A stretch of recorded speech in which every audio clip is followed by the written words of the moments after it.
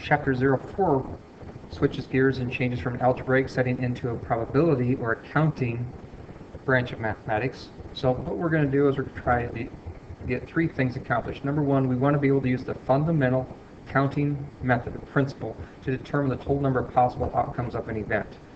Now, an event is nothing more than an experiment. Here is an event.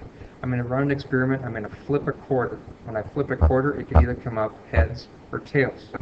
I just made an experiment, which is an event. We're going to figure out how many outcomes there could be. There's two outcomes in that event. So fundamental counting method is going to help us determine the total number of possible outcomes of any event. The second objective is to use the factorial notation to evaluate expressions. So there's a new mathematical representation of how we're going to represent the multiplication of numbers together. It's called factorial notation we want to be familiar with. And the final one is to use and distinguish between the concepts of permutations and combinations to count the total number of outcomes of an event. So fundamental counting principle or method, factorial notation, permutations, and combinations. Okay. So recall, so they're saying remember that an outcome is a result of a single trial of a process involving chance called probability experiment. So we run an experiment like I used before. We're flipping a quarter. We have an outcome. That outcome is one of two things, either head or a tail of a single flip of the coin. That's a single trial. So when we talk about a trial, that's a single run or a single attempt at flipping a coin in this example. And it's called a probability experiment because we don't know exactly what's going to happen. It's probably going to come up a head half the time, and probably going to come up a tail half the time, so it's called a probability experiment. There's chance involved, we're not sure what's going to occur. The set of all possible outcomes of such an experiment is called the sample space. In the example I've given you so far, it's either a head or a tail. Let me go to a different experiment. Take a number cube, it has 6 sides on it, a die. Roll it. If you roll it, there's a chance it could come out a 1, a 2, a 3, a 4, a 5, or 6. That is called my sample space. A single trial would be the rolling of the die. The sample space would be a 1 through 6. That would be my outcome. And the probability of any of those happening would be 1 out of 6 because it's one of 6 sides. They can also use a tree diagram like the one that's shown to the right here to show you how you can systematically build a total number of outcomes in the sample space. Now putting vocabulary at work here, the sample space is nothing more is how many outcomes are even possible. So what they're using is a blood type. There are basically 4 different types of blood. There's A, B, there's A, there's B, there's AB, and there's type O. With each of these blood types, you can have an RH factor of positive or negative. So you have 4 blood types, and you have 2 different types of RH factors for each blood type. So what is the sample space? And if you look at the organized tree diagram, you can see that there's 8 different outcomes. Now we don't want to make a tree diagram every time I do these. This is a good visual of how we can count how many, but we want to be able to use a more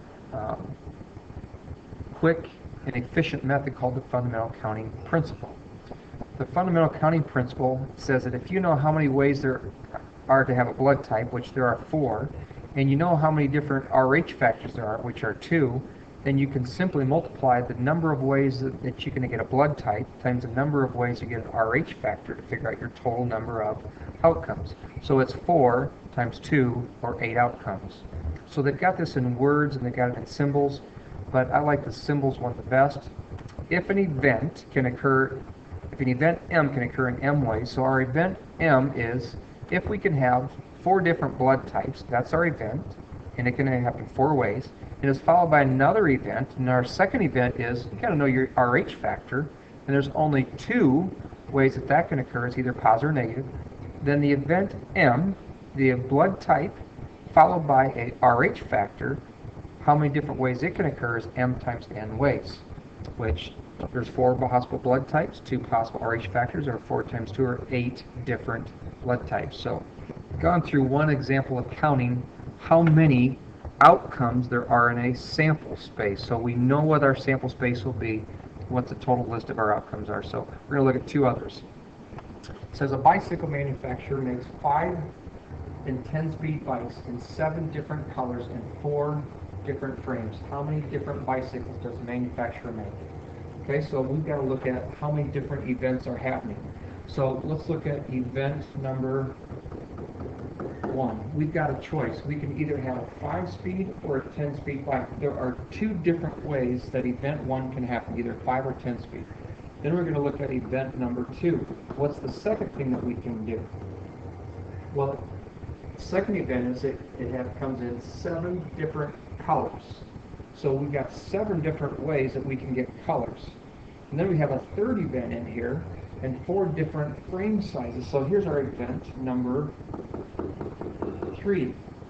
And that means we can have 4 different frame sizes. So if we look at the total sample space, the total number of possibilities is 2 times 7 times 4. And that ends up being, I like to multiply it like this. 2 times 4 is 8. 8 times 7 is 56. There are 56 different bikes that we could put together. And that's our sample space.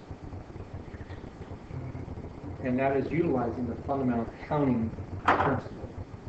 So I put another example up here just to give us another idea of how this works. It says a sports car comes in 5 exterior colors, 3 interior styles, 4 choices of convenience packages, and 2 types of transmissions. How many different cars can the manufacturer produce? So I'm just going to go like this.